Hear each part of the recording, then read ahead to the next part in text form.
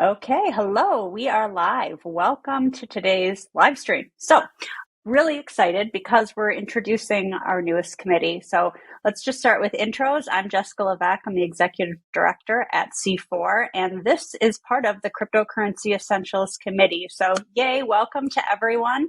Let's start with intros, and then we'll explain more about the committee and then get into scary, spooky scams. So let's start with Michelle. Would you do a brief intro of yourself, and then we'll kind of go round robin? Sure. Thanks. Hi, everyone. So I'm Michelle. I'm the CryptoCurrency Essentials Committee Chair. So working with this wonderful team on this brand new committee. I know we're going to talk about it a bit later, but it's focused on providing education and content for newcomers to the space. So keeping it really digestible, really understandable, kind of focusing on, keeping it really simple so that, new users to the space can use this new environment safely and securely. So that's kind of the passion or the goal of this team. But for me, I'm a technology consultant. So I've been in the space for not the cryptocurrency space, but I've been in this space for about 20 years or so. I've been in cryptocurrency maybe for about 3 years. I have a Bitcoin mining company too as well. And I'm, more importantly, I'm a hockey mom. So it keeps me on my toes. I love it.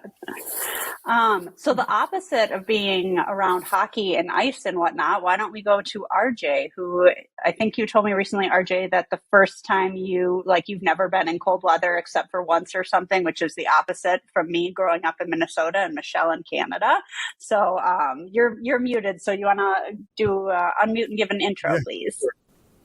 Sure. Thanks, Jessica. Yeah, my name's RJ. I'm the head QA over at Edge. It's a non-custodial wallet. I've been with Edge for about 8 years or so, and our goal is to have users have self-custody, so controlling of your funds, your keys, and that's the whole goal of it, and educating our users about self-custody. And like Jessica was saying, yeah, I haven't experienced too much cold weather. The lowest temperature I've ever experienced was maybe like in the 20s when I was in Canada, but I've yet to experience 0 or negative degrees. So never experienced that yet. You're really missing out. I mean, I was in Minnesota recently and it was like negative, 8 or something. And so yeah, it's quite the experience. I bet. All right. So, Josh. Hi, so I'm Josh McIntyre. I run a small project called Chain Toots. I make free and open license educational content about computer science and security and cryptocurrencies. I'm also a full-time software engineer at Microsoft here in Pittsburgh. And I have experienced lots of cold weather. So, outside of this, I'm an active adventurer all seasons. So I'm really, really excited to be a part of this committee and the educational efforts that C4 is doing. Very cool. Thank you. All right, Dave. Sure. Hi, everyone. Dave Schwed. I'm the COO of Hellborn, cybersecurity company focusing on securing the ecosystem. I've been in the space since around 2012, former global head of digital access technology for BNY Mellon, and I was also the chief security officer for Galaxy Digital, and just honored to be on this committee with these amazing folks. So. Awesome. Thank you all. So, all right, let's just talk about why we're doing this. Why did we create a new committee at C4? So for anybody new, we're a nonprofit. We do education, certification. We've got the Certified Bitcoin Professional and Certified Ethereum Professional exams and study material. And then we've got the Cryptocurrency Security Standard. And so we've realized recently that we need more kind of introductory content for those who just get into the space and are trying to learn more about exactly what to do, how to use that. I remember personally when I first started, I didn't come from technology and I was very thrown by pretty much everything, I would say. And so it's pretty understandable for when you're new to something for it to seem scary. And for everyone who's been using money our whole lives, we've seen gradually how your parents or guardians use it. You kind of grow up seeing it.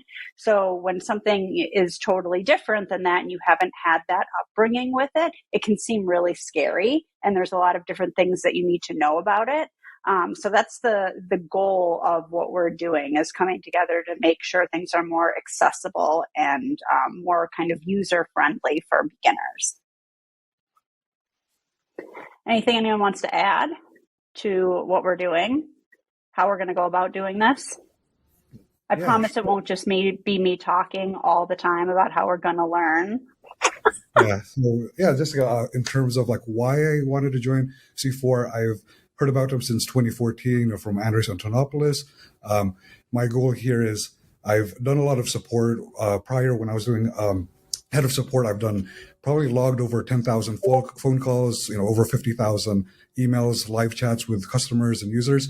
And the sad thing is a lot of them were victims of, cryptocurrency scams. It could be from a love romance scam where they send crypto to someone that they've never met, fake phishing websites, sending money to fake giveaways and whatnot.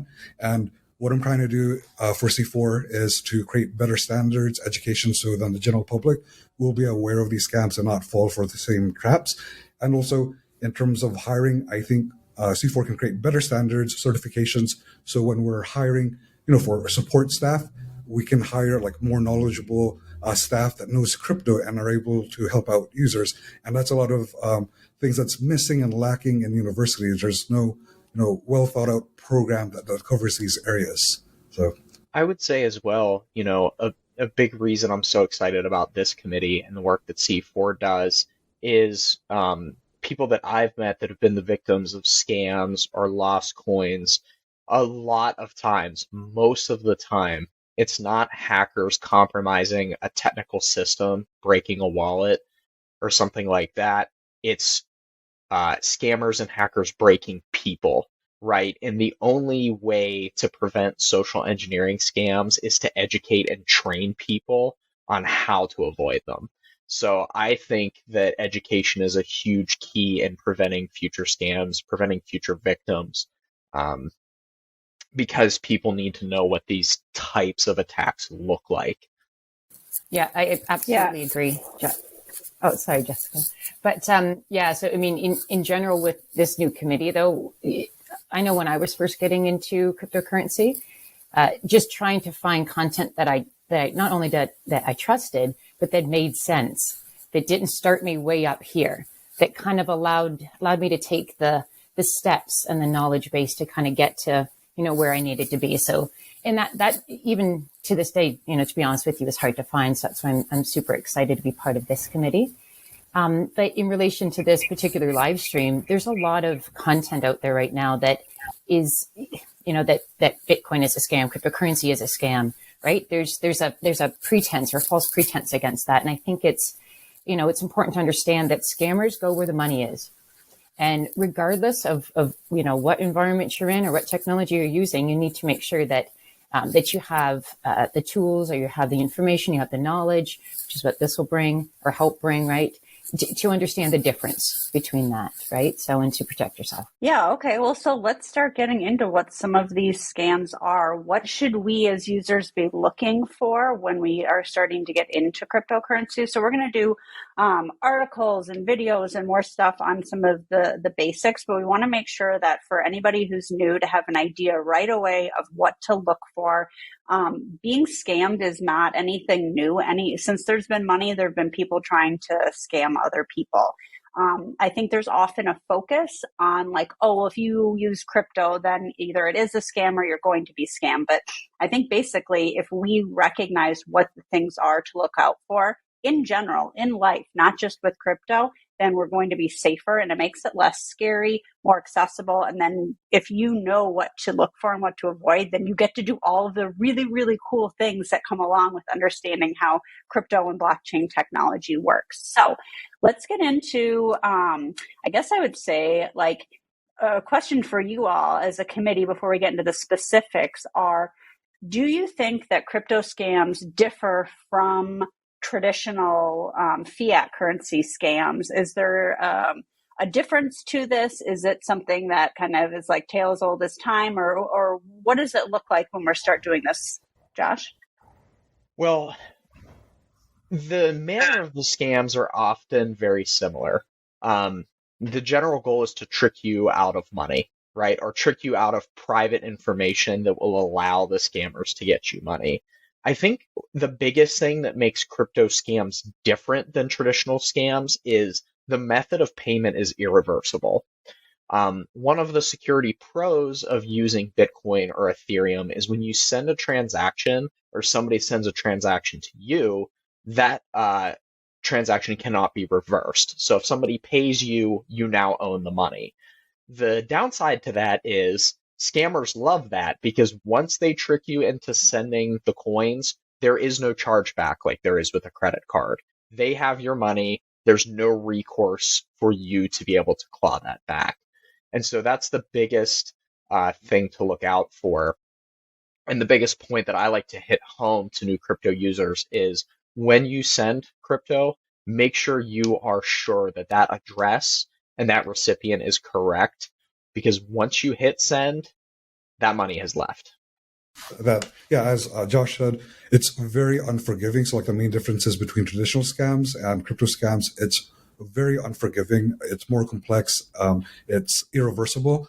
But then there are some similarities. I'll say this, that prior to crypto, I believe like most scammers would use Western Union or MoneyGram, since in most cases those were irreversible. But if they had happened to use, like it was a scam related to PayPal or eBay or credit card, you're a little bit safer on the traditional side because those were generally reversible. Yeah, the only thing I wanted to add, and Josh is right, I think the tactics are the same, but I think at the end of the day, like in the traditional world, when someone's phishing, they're generally looking for credentials. They're looking for you to give up your email and your password so that way they can then use that to effectuate something else. In the case of crypto, there is a piece of that as well, to reset passwords, to log into your Coinbase and effectuate a transaction. But what we're also seeing is around like token approvals.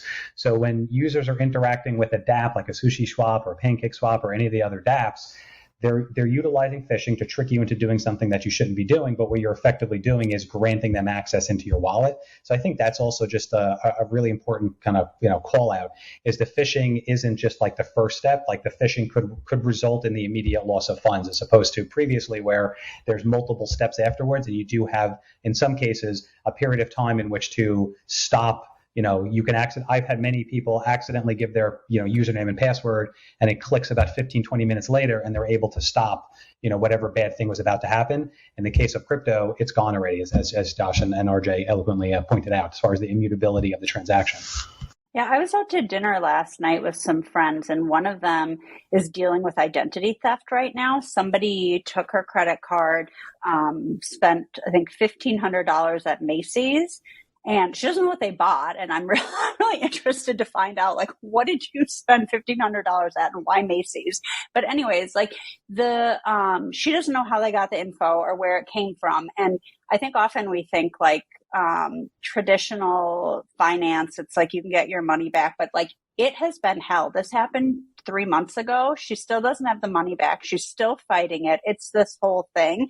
And so it's interesting that we have like more and less control with crypto. So like there's no one you can contact to be like, hey, this happened. Like, can you reimburse me? But at the same time, like she would have known if someone had her, like she could have checked her accounts. She could have known, like there's all these different benefits to it. And so there's pluses and minuses. Did we define what phishing is when we started talking about it, for anybody who's new, like pole and worm, or like what exactly is phishing? Dave, you're a security expert. Do you want to explain? Yeah, absolutely. So phishing. Okay. Yeah, sure. So phishing is really just getting somebody to do something that they wouldn't normally have done by tricking them. And, there's different tactics to it. And I think some of us are familiar, with some of the more obvious techniques. You'll get an email that says your, Office 365 is out of disk space. Please click here to extend. And then they'll ask for your Microsoft username and password. Those are the ones that are glaringly obvious. What we're seeing in crypto, though, is, a lot more sophisticated types of phishing attacks. So like there's one or two that I really like to talk about, and I'll go over it really quickly.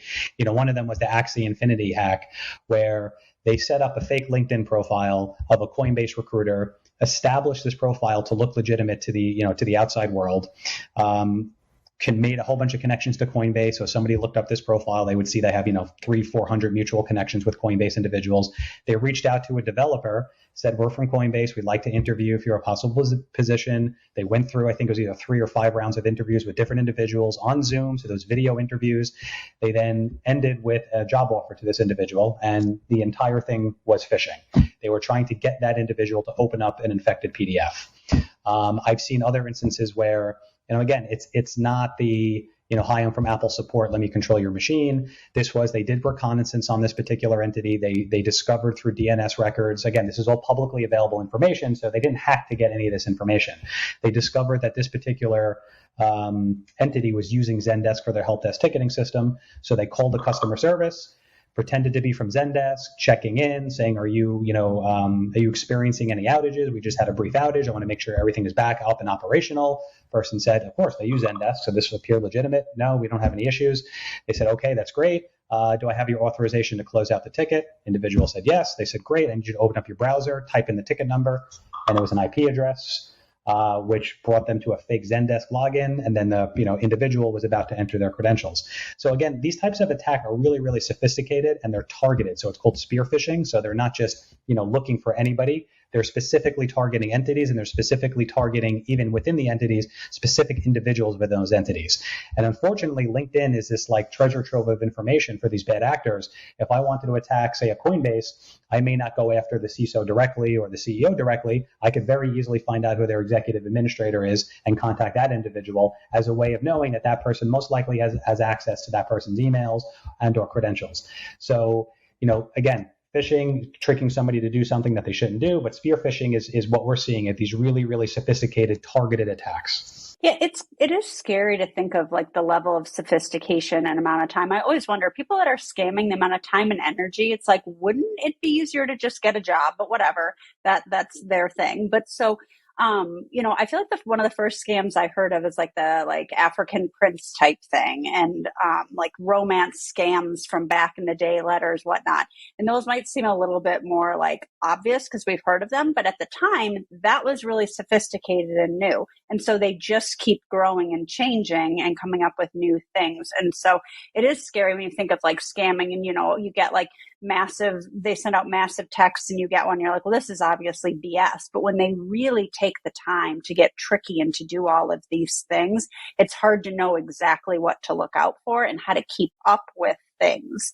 So, yeah, I mean, it's something to be aware of, and just to like keep reading up on stuff. So anything else we want to talk about with phishing, Josh? I think you want to talk about the scams that try to get your seed phrase specifically to get you to send the crypto. Did you want to jump into that?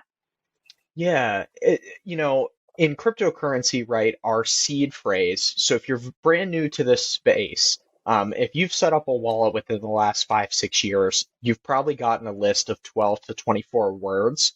And those words are used to generate all of your private keys and therefore control your cryptocurrency.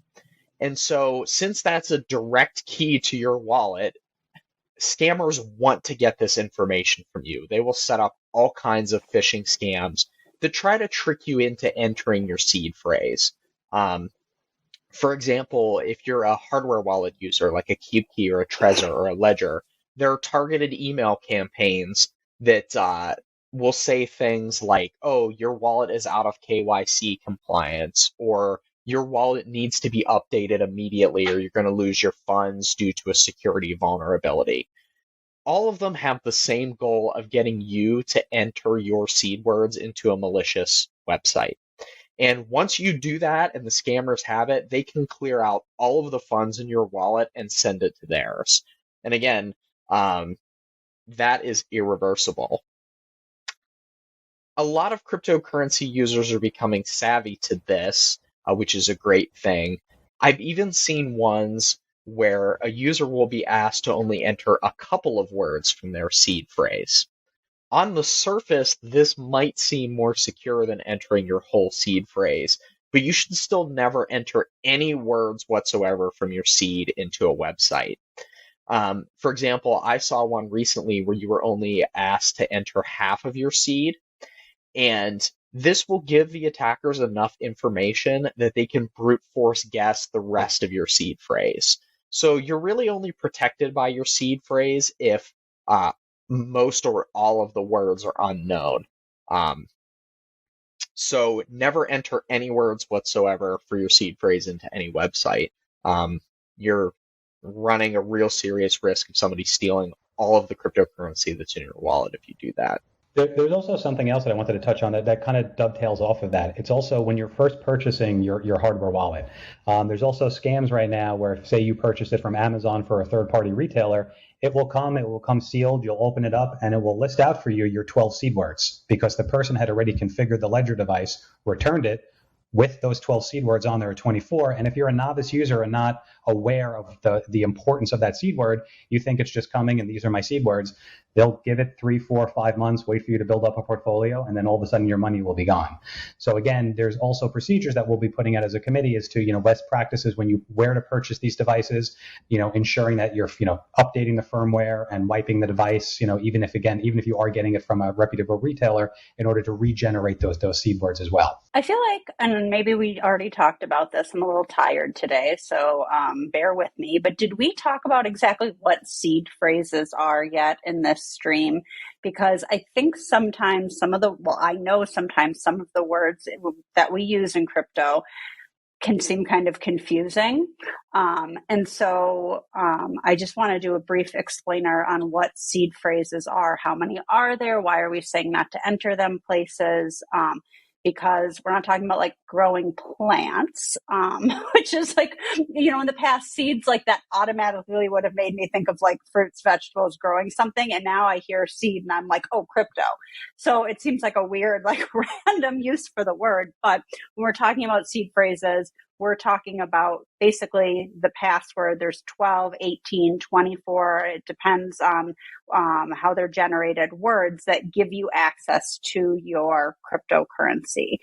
Does anyone have a better explanation of that than what I just did?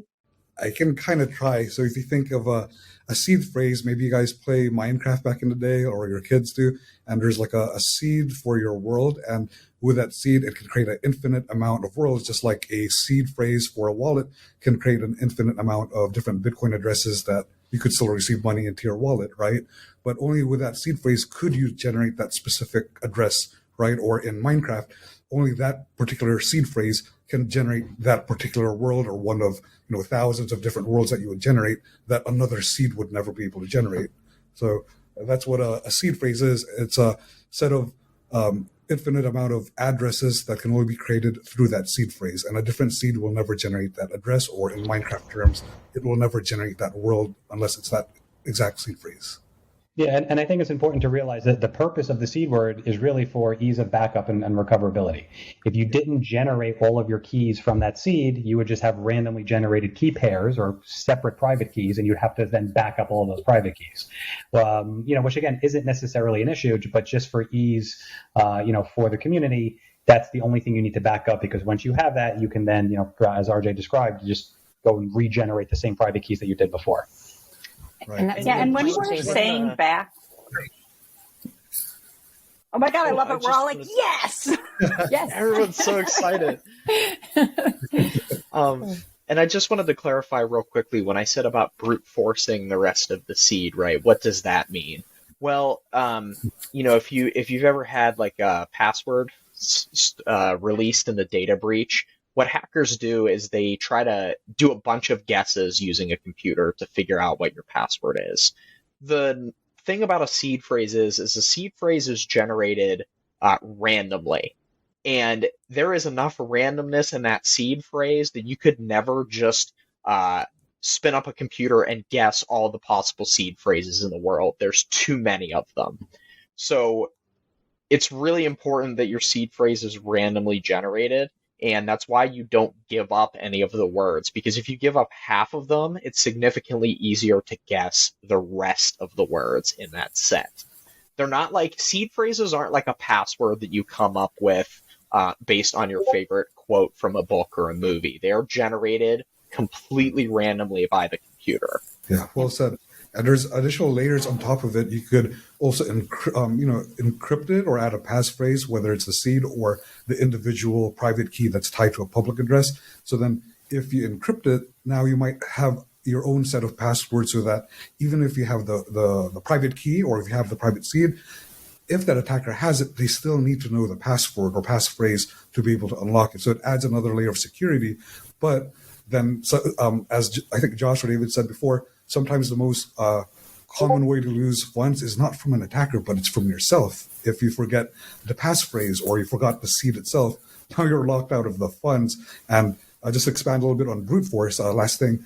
So when Josh says brute force, if, for example, if you had 12 words and maybe you gave the attacker 11 words and now there's only one word to guess, if they have like some kind of script that guesses 10,000 words per second, then it's only a matter of time before they'll be able to guess it. But if it's the full 12 words that they don't know, even with the most powerful computer doing 10,000 guesses per second, it would take thousands, tens of thousands of years to even crack your seed phrase. Yeah, and just to touch on what David said too as well. So people have asked me, newcomers to the space, why do I need a seed phrase? Like, why, if it's so, dangerous that someone can get a hold of it, why do I need it? And just like you mentioned, it's for recovery, which gives you access back to your wallet. But as such, it gives anybody else who has access to it, access to your wallet. So you have to protect it and you have to be aware of that risk. So I think that's, very key to understand. No pun intended. I think there should be pun intended. Or pun intended. It's cute. Okay, so I feel like that's a good intro to kind of the terminology that we're using. And then, RJ just brought up something in our chat that I think we should talk about too, the difference between custodial and non-custodial. So when do you use a seed phrase and when aren't you using a seed phrase? So if you log into, why doesn't somebody else explain? Like, what's the difference between logging into an exchange with a password and using like a key wallet using a seed phrase? Yeah. Go ahead, RJ. Okay. So centralized exchanges, so like, let's use Coinbase, for example. They're pretty popular. With Coinbase, you just have like email, password, maybe have 2FA set up, right? But you never essentially really own your keys, right? So Coinbase has access to your keys, your seed phrase. They have full access and control of your money rather than you just have, login credentials, right? So if something ever happens where Coinbase goes down or they're compromised, or maybe you're going through a lawsuit and your funds are frozen, Coinbase can freeze your funds. It was never really in your hands, if you want to say that, for in your control. But compared to a non-custodial wallet, think of it as like you have gold buried in the backyard that only you know where it is. And the analogy there is, if you know where the gold is buried in your backyard, that's equivalent of knowing your seed phrase to be able to access your funds, which can never be frozen because you control the key. Yeah, and I think that one of the things that I think is important, and we'll do something on this later, but it's this idea that for people who are first getting into crypto, you'll hear a lot of us talk about the difference between custodial and non-custodial, who's holding the keys, coins, what exactly is going on. And I want to put it out there that it's okay to start with crypto with a small amount and just start using a centralized exchange, and then to move as you start to get more into more safe and secure practices. Because I remember my kind of first entry into it was, you need to get a hardware wallet, you need to do this, and it did feel overwhelming. I did lose my seed phrase. I had no idea what I was doing. And then I started to actually learn about it and move through the steps to understand more. And now I feel really safe and comfortable using hardware wallets and feeling secure and just sure of what I'm doing. But I just want to point out that it's okay to start and to not start with like the highest level of security if you're starting with a really small amount. Is it great to be able to learn all of that and to do it right away? Cool. But don't let it prevent you from starting. If you've got $10 and you want to figure out what Bitcoin's about and how to get some and whatnot, I would say it's okay to start in a different way and then move through. Stephanie Murphy, who's one of the hosts of the Let's Talk Bitcoin podcast has explained it as steps to self-sovereignty. So your first step is just to kind of like understand what Bitcoin is, why it matters, or Ether or whatever, and get a small amount. And then gradually, as you learn more, to become more secure in it. But within that, as you're beginning to set up things like wallets and whatnot, it is super important to understand how to avoid scams, because if you do even get a small amount, then it's problematic. Oh, it looks like you almost lost me for a second, so I'm going to let somebody else You're jump back, in. Jessica. Jessica, you raise a really good point. I think, for the most part, especially newcomers to the space, that is where they're going to go, right? They're going to go to the online wallet and the crypto exchanges. That is where they're going to go, quite likely. And so we want to make sure, obviously, that there's an understanding of what that is, what that means, and what to be aware of. And so along with understanding the difference between custodial, non-custodial, and hardware wallets, et cetera, I think there is, as you mentioned, there is kind of a path to it, but, we definitely have to make sure that access to crypto exchanges or, those types of wallets is understood. And there's an awareness of where the risks lie, so that you're at least aware as you go into it.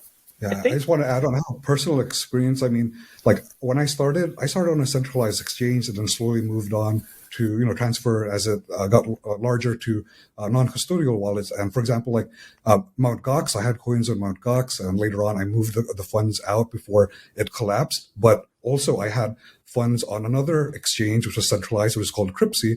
And unfortunately, CryptoCurrency went down, the owner left, and then those coins are lost forever. So in that example, at least I was able to get some of the funds out of Mt. Gox before it's collapsed.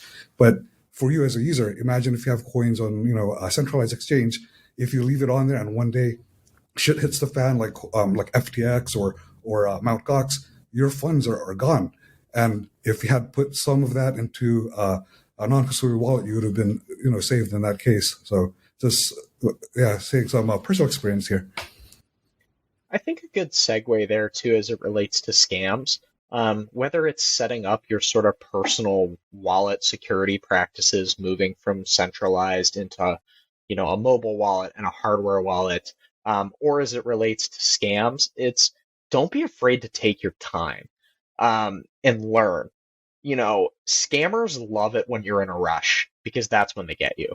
So, if you get some email that's like, you have to enter your seed phrase now or your funds are going to be locked, you can't use your wallet anymore,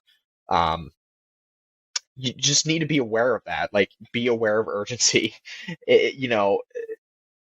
Don't be afraid to step back and think twice. In most cases, the secure practice is not going to require you to do something right this very instant. Yeah, I think that's such a good point. Anytime we feel rushed or pressured for, I think, anything in life, there's more room for mistakes. So it's the same thing with this. If you're feeling a lot of pressure to do something, you're probably not thinking things through, which is why there's so much data out there on the difference between reacting to something and responding to something. And if you're pushed into doing something as a reaction rather than a response, then you're more likely to make mistakes. But of course, they're really clever and they do this in a way that intentionally works on people's emotions to get you to feel that sense of urgency and a need to do something right away. So I like that. Take your time. This actually just brought up something that I recalled with a customer previously that I had. And again, this is related to urgency. If you ever receive a phone call claiming to be a fake, claiming to be an IRS agent, and they're speaking down on you, they're speaking angrily that you have to, pay back taxes or whatnot, and they're claiming to be an IRS agent, over the phone, and they're instructing you to go to a Bitcoin ATM to pay off your back taxes. Yeah, that's a scam. Don't fall under pressure just because they're talking down to you, they're talking aggressively to you. The IRS, they'll communicate in other channels, but not in that manner, and being angry and over the phone. Usually it's through mail or even at least an email. Yeah, and that's a good point, RJ. So, a lot of times, and I get this a lot, I'm sure you guys do as well, just a random person contacting you through Telegram or Facebook, or somehow has my phone number and is texting me. And it's the standard, hi, how are you? Right? It's the hook, right? It's that attempt to get you to respond back. You don't know who they are. They don't know how they got your number or why they're contacting you. Chances are they're trying to get you to respond back so they can create a relationship and then lure you into something else. If you don't, what I usually do if I don't know who they are, and especially if I get a hi, how are you? I obviously don't respond, and I typically block. But that's somebody engaging you through those social media means, and you have no idea who they are. That's usually a pretty big red flag. Yeah, and they're pretty good with the way they do some of these things, and it's not crypto specifically related, but it could be the same tactics can be used for crypto. I once got a text that said, fraud alert detected. Please call to verify the transaction. Again, I'm a cybersecurity person, so I probably take more risks than most people just because I'm kind of more of a curiosity. So I call back. And it was, thank you for calling Citibank. And there was a whole IVR set up. Press 1 for this, press 2 for this, give us the reference number. And they created this cold tree of IVRs in order to get to that person. And the entire thing was a scam. But, again, calling back 1-800 number and somebody picking up doesn't feel real. I call up and I hit an IVR, click 4 for fraud. Please enter the reference ID that was given to you, etc. It starts to feel real. And then when they get on the phone, they start talking to you about transactions and then about the sense of urgency. You feel now my credit card was stolen, or I need to do something. I need to give you access to information. And then, unfortunately, sometimes it's too late. But they're very, very good with, getting you to believe, who they are. It's not the ones that that we're so roll our eyes at that it's like, a really bad accent, calling from Apple support or Amazon and I need to take control of your machine. That the threat actors are getting really, really, really good. And we can kind of touch on if we want to discuss it, but like getting into like deep fakes and getting now into ChatGPT, all of these really bad emails that are written with horrible grammar and mistakes, they can now just take that, pump it into ChatGPT and say, write me an email as if I'm a customer service rep from a major financial institution, and it will pop out like a really professionally written email. So I think we need to be on the alert for just better orchestrated types of phishing attacks. David, some of the things too that go off that, right? So it's understanding the circumstance. So for example, you can't win a contest you didn't enter, right? So are they engaging you for something that you didn't do, right? Like the contest or like doing a transaction. You didn't do a transaction, right? I'm not saying that was a particular instance, but also trying to understand the circumstance and why they're calling you. And is that even legit? Is that scenario even, relatable to you? And if it's not, chances are it's a scam, right? So it's being able to kind of, put that legit, not legit assessment against any types of those engagements. I just wanted to add, a point too. I'm like David because I'm a tech geek and I love to kind of play along with the scammers for a bit and learn about how they work for education. It's one thing if going in, it's a scam, but just a reminder for everybody too. I think there's a huge tendency, especially in the cryptocurrency space, because we're in this brand new area. When we see people that have been scammed to think, well, I would never fall for that. That's a silly scam. Like, why did you fall for that? Right. It is never the victim's fault. And these threat actors, these scammers are very, very sophisticated. Some of the scams may seem silly or simple. But the reality is so people that do social engineering to steal for a living are very, very good at what they do. And so no matter what your experience is, whether you're a very technical person, a technical expert, or you're somebody that's not a technical person at all, you need to be careful and you need to take the time to think twice before you engage with something. Because no matter your level of expertise, we're all people. We all have tendencies that can be exploited. And that's what social engineering scammers do, is they exploit our sort of basic human actions that we do. You bring up a really good point that, everyone can get tricked. And, one of the things that I did when I was CISO was I created a safe harbor rule. I said, if you get phished and you give your credentials and you come and tell me, there's no ramifications. But if you get phished and you don't come and you don't alert us, because there is an embarrassment factor. A lot of people feel like, oh shit, I'm an idiot. I just got tricked. Let me just not tell anybody and hope nothing bad happens. But the reality is everybody can get tricked. And even some of the best cybersecurity professionals in the world, I can tell you how to trick them. And the easiest way would be compromise one of their trusted contacts. If I got a text from certain individuals, I'm not going to think twice about opening up that link because I have an ongoing dialogue with certain individuals, and they're a really well-established cybersecurity professional, so there's even more trust that they're in control of their devices. So I usually don't think twice. So if someone wanted to get to me, they'd compromise one of those individuals and then send me a text. But I think it's important that if you do get compromised, immediately speak up. Talk to your CISO, talk to your director of security, talk to a trusted cybersecurity contact, because they can help you triage exactly what's going on, what they're potentially after. So I think it's important to realize, don't get embarrassed if you get compromised. Everybody is compromisable. I think that ties in well to talking a little bit about the human element in terms of romance scams.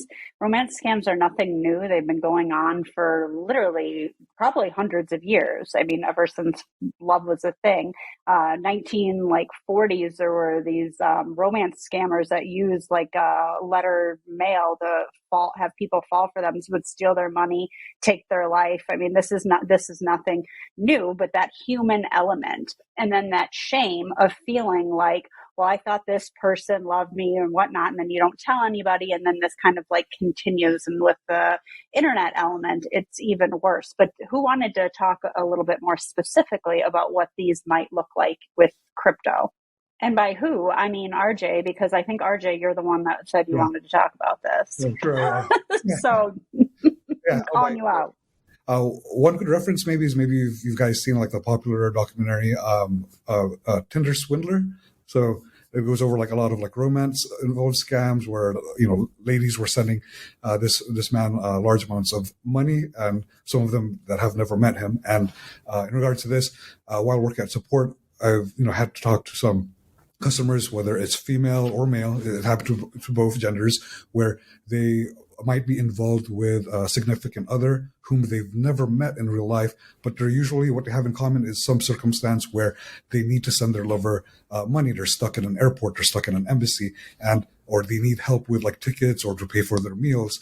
In terms of how they met the person, it could have been anywhere from or dating websites or whatnot. I didn't go too much into detail there because it's a bit personal, but that's a common theme that I noticed, that it's someone that they've never met in person, usually asking for help, and they're stuck in some location and they're trying to go out to see them, but they can't, and then they need money, and that's where the victim would send money in hopes to finally meet that person. So you got to watch out there. Yeah. Oh, go ahead, Michelle. Yeah, I was going to say, I mean, there's those types of scams. There's also ones that you see quite a bit too as well, where, and the one, the name of it actually, it kind of gets stuck in my mind, the butchering the pig scam, which is a horrible name, but it's also a horrible act. And it's, usually through just the general reaching out to somebody, seeing if you can get a relationship. They'll talk about how much they've made in cryptocurrency. They can 10x, 20x your funds. You send them a little bit of money, and they'll send you a screenshot of either a wallet showing how much money you had, or a screenshot of some kind of financials to kind of show that, they've been able to make all this profit for you. And then you get a little bit more, and you send a little bit more after that. That's called fattening up the pig. And then when you start to get a little suspicious, and you'll reach out and maybe ask for your money or try to find a way to withdraw those funds, at that point in time, that's when they'll cut off all ties. So, the butchering the pig type of aspect of it, and then you'll never hear from them again. So, those are things that you're going to hear a lot, right? You can make 10 extra money, 20 extra money in cryptocurrency, and I can do that for you because I've done that before. And, that's obviously something to look out for. It's not that investing in cryptocurrency is a bad thing, but you need to educate yourself, right? And make sure that you're doing so with a reputable platform, and you're going in and understanding the risk associated to that. So that's a pretty common one. I've seen that one for sure. And I'll add to this, Michelle, these scammers typically that will cold contact you and reach out to you on LinkedIn or Instagram, sometimes they may give you an address directly, but a lot of times they build very sophisticated, very realistic looking websites that are their fake trade platform. And they'll say, well, you don't have to trust me. This is the website, right? They'll register, they'll make fake documents, saying that they're like a registered financial institution, but they aren't, right? interacted with some of these scammers and seen the websites that they've built, and they are very, very realistic looking. They use modern, sort of software engineering, web development tools to make it look like, a website that many of us use every day. But all it is a facade in order to build trust. I think most of these scams go back to whether it's pig butchering or romance scams or even certain types of phishing, right? What the scammer wants to do is try to build trust and build a rapport with you so that you believe that they're Trezor, you believe that they're a legitimate trader, you believe that they're your legitimate love interest. But it's really just playing on your emotions to get that money from you. And there are signs that some of these attacks are coming, right? Like when we'll see a breach of HubSpot or we'll see a breach of Ledger, that's not the end goal. The end goal is not to breach Ledger or to breach HubSpot. It's to get a list of email addresses of individuals that are in the crypto industry. Like I know there was a HubSpot breach, I think a few months back, and the intel that I received was the specific accounts that were accessed were all crypto-related organizations because they know that those email addresses and phone numbers are, if they do a SIM card swap, which we can get into if we have time, or they'll get the email addresses, and that's what they use for those targeted phishing accounts.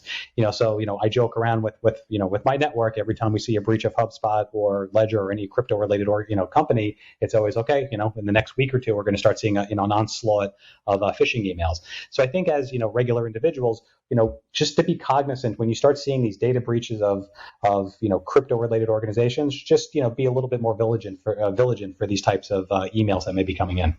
The same goes for your social media interactions as well. David makes a great point. I get so many phishing emails because, at some point, like an email address I've used that was related to a crypto service was compromised. As well, if you interact with social media accounts, like maybe you follow Coinbase on Instagram or you follow the C4 on LinkedIn, that's not to say that you shouldn't do that, but scammers will use that information to pick you as a target. Because they see this is a person that's interested in cryptocurrency. They have some understanding of it. And so perhaps this person is somebody that I could trick into sending me Bitcoin as an investment or something like that. Yeah, that's not to say that you shouldn't interact with these things. It's just that you should be aware that when you put yourself out there as a crypto interested person, you should be a little bit more vigilant about people that reach out to you first. Yep. And I'll just give you an example of one that actually happened to me. Actually, it was the end of last year. So I used to work for Galaxy Digital. Galaxy Digital, was founded by Mike Novogratz. If you're in crypto, I'm sure you've seen his name on CNBC or just read some of his articles.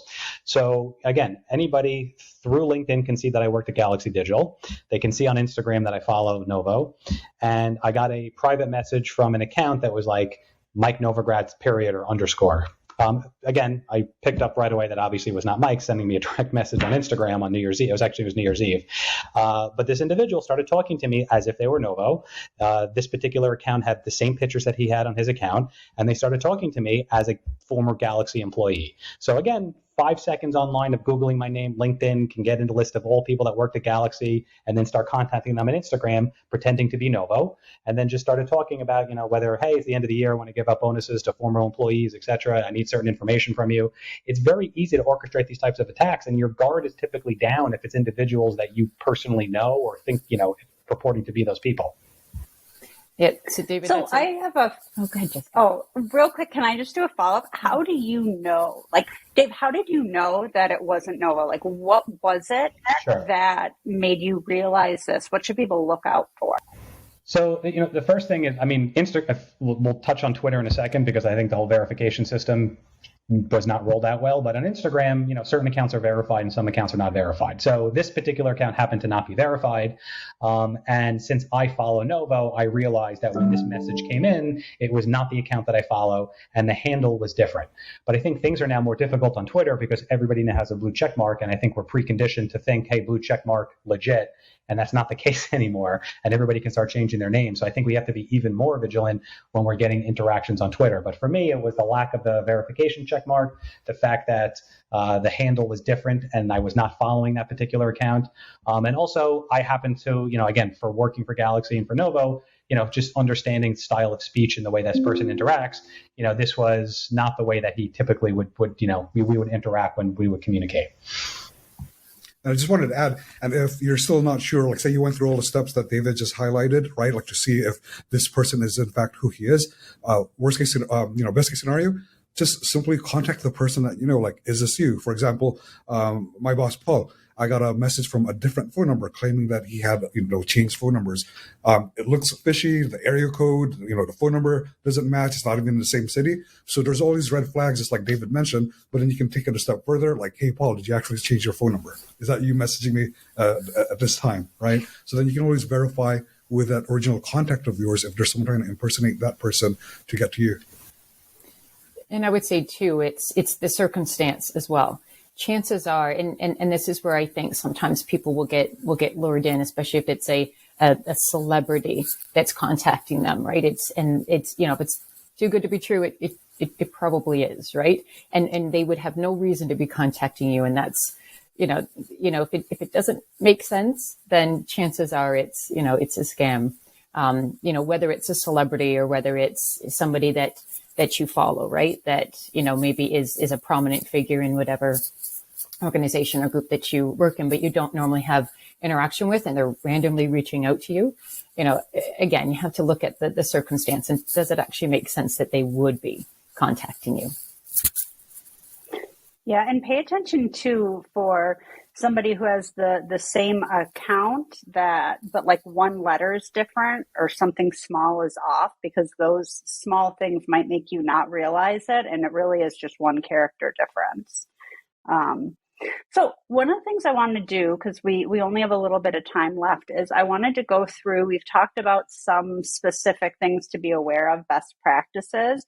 So I want to we'll go through and just remind everyone of what those are. And then we'll close up and talk about what we're going to do next. I do want to point out there are so many other scams in both crypto and fiat that we haven't mentioned. So always be vigilant. We'll keep talking about this and bringing them up on future live streams and in additional content. But let's go through what we have talked about just to make sure that kind of like a refresher for it. So let's get into this. So Michelle, do you want to lead us going through this best practices? Oh, sure. Absolutely. And I think this is one of the first things that we said, right? This is not a cryptocurrency specific thing. Scammers are going to go where the money is, right? So we just have to, be aware of that. There's really no legitimate reason anybody else should ever need your private key. So your seed phrase, especially, that's what most modern wallets use as sort of the private key data for your backup. You should never give that to anybody, whether it's the whole seed or a partial seed. Keep that information with you and secure. Just as I mentioned before, getting an email from, somebody that you purport to know, it's, and I think RJ touched on this before, if you're not sure, right, if you get a text from somebody who's saying that there's somebody, they're contacting you from somebody else's phone because they lost theirs, always figure out a way to do like an out of band verification of that particular communication. It's the same advice that we typically give in typical Web2 world. You get a call from your bank, and I'll typically say to my bank, listen, before we go any further, I'm going to call the back of the 1-800 number that's the back of my ATM card, so we can continue the conversation. I will never give information on any inbound communication to me, just no matter what. Even if the number that pops up on my caller ID is a number that I recognize, coming from a telecom background, I can tell you it's incredibly easy to spoof a phone number. So don't use that as a way of verification. If somebody's asking you for information on an inbound call or an inbound text, figure out a way to reach back out to that individual through some other means of communication. If they text you, maybe shoot them a quick email to say, hey, I just got a text from you. I just want to verify that this is you. If you're using, Signal, for example, maybe shoot them a message on Telegram. But there's other different, communication mechanisms that you can reach out to them to just to verify. Just say, hey, I want to verify that this is you. Yep, exactly. And if you don't know them, does it make sense that they're reaching out to you as well? Absolutely. RJ, do you want to take this one? Yeah, sure. Yeah, don't feel under pressure, especially if it's urgency as a play. So, for example, like as I mentioned earlier, if someone that you don't know calls you and they're claiming to be an IRS agent or some kind of debt collector, and they're instructing you to send funds to them from a Bitcoin ATM or a Bitcoin wallet, instructing you to get Bitcoin funds to send to them, it's irreversible. And if they're talking to you angrily or trying to pressure you, yeah, don't fall under that pressure. Usually, a formal entity will communicate to you in a more professional manner and a different line of communication, typically like a physical letter that comes into your residence or by email from a valid email address from that company. Yep, exactly. And as Josh mentioned, take a moment, right? Take your time with it, right? Don't feel like you've got to answer anything right away. I love this one. I'll take this one. And I say it all the time, especially if, my husband gets something or a friend of mine. I'm like, did you even enter that? Like, how are you winning that? I always say you can't win a contest you didn't enter. And it sounds so straightforward, but you'd be surprised on how excited people can get it, knowing that they've won something or potentially won something, right? But you got to take your time, take a moment and did you actually enter anything that would result in that? So, that's a pretty common one. I know, Josh, do you want to take this one? Yeah, never send anybody cryptocurrency with the promise of getting a return back. Whether that's an investment scam or something like a giveaway where you need to send Bitcoin to verify your address, cryptocurrency transactions are irreversible, and scammers rely on that to separate you from your money. So if somebody really wants to send you money in a giveaway, the only thing that they need is your public address. So never send coins. If somebody really wants to give you money, give them your address. That's safe and secure and can't be used to steal from you. Yeah, and you'll learn more with the Essentials Committee, the difference between a public and a private. So we'll be able to provide that going forward. Okay, I think, David, you're next on the list. Sure. Again, this just comes down to everything, right? If it's too good to be true, it's likely a scam. And this comes down to, unfortunately, some of what we've seen, happen in the crypto industry. If someone's offering you 15 or 20% yield on something, doesn't necessarily mean that it's setting out to be a scam, but it's definitely something you should be wary for, because that means they are not doing something that they should be doing, whether it's not spending money on cybersecurity or whether they're making risky loans. So I think this kind of touches the gamut of both scams and also just really, really high risk type of activity. So, before crypto, everybody was super excited of getting 10% returns, to match the S&P index. And, now people are like, I'm only getting 10% return. Like that's ridiculous. Like I'm looking for that, 20, 30, 40, 50, what's that next altcoin that's going to, go to the moon. And I think those are, again, whether it's, that gray area of this is, set out to be a scam, or whether, again, they're just making really poor business decisions. These are definitely things to look out for.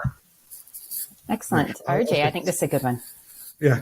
So watch out for fake apps or fake websites. So like in this case, we have our Edge wallet. This one is called Compound, and it uses the same screens, same screenshots, same icons. There's got to watch out. Somehow it stuck in there, so we're going to get that reported and hopefully take it down. Yeah, it's creepy because this is Edge's logo and the colors and whatnot, and there's 4,000 reviews, but Compound is not Edge. Yeah, and it could be also doctored, the screenshot itself. So maybe the app is on the store and they doctored the amount of reviews and whatnot. It's edited.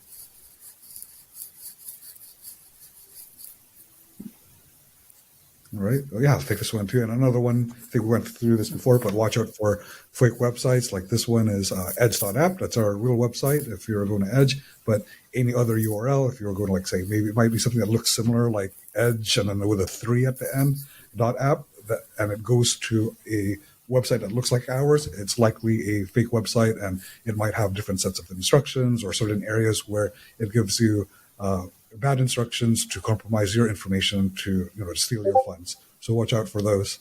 Yeah, as I said before. I think we mentioned this already. We did. Yeah, just never enter any amount of seed words because, it's possible if you enter half your seed phrase, they have enough information to guess the rest of it and use that to steal your coins. If it's a hardware wallet, a really good sort of red flag is something that's asking you to enter the seed phrase for your hard wallet in a website or some sort of app on your phone. Hardware wallets are designed to be offline only on that device. So only ever re-enter that seed phrase backup if you need to restore a wallet on a hardware wallet device. No legitimate hardware wallet is ever going to ask you to enter those seed words on something like a website. And again, look for content from the Essentials Committee. We will help you understand all of this, all the hardware wallets, custodial, non-custodial. Yeah, so with that, we want to hear from you all what it is that you want to learn more about from this committee. We've got a bunch of volunteers that love crypto and they want to help teach more people about how it works. So we'll be releasing on social media over the next few weeks some polls, some questions about what you want to learn from in both these live streams and written content and whatnot that we're releasing or that the committee's releasing. So keep an eye out for that. We really do want to hear from you all on what you need more info from so you can respond to those. Keep an eye out and we'll be sharing the date of our next stream. And anything else anyone wanted to say before we head out for the day? Yeah, sounds good. So you can always reach out, ask your questions on Twitter or go to the C4 website, cryptoconsortium.org. With Twitter, it's twitter.com/learnmore with C4. And you can ask away, or maybe in the YouTube comments, ask away, and we'll get back to you guys. Yeah, and there is such a thing as a stupid question, and I've probably asked it. So I encourage you to ask questions you're worried about being stupid too, because I've already been there and done that probably. So it's totally fine. No one knows everything. So if you're curious, just ask it. It's better to ask and get the info than to pretend like you know the answer and then to do something that causes an issue later on. So thank you for joining, for listening, and thank you to our new committee. I'm so excited that we've been working for a little bit behind the scenes, but it's awesome to be able to share your knowledge with the crypto community. Thanks. So until next time. Okay, thank you. See you guys. Take care.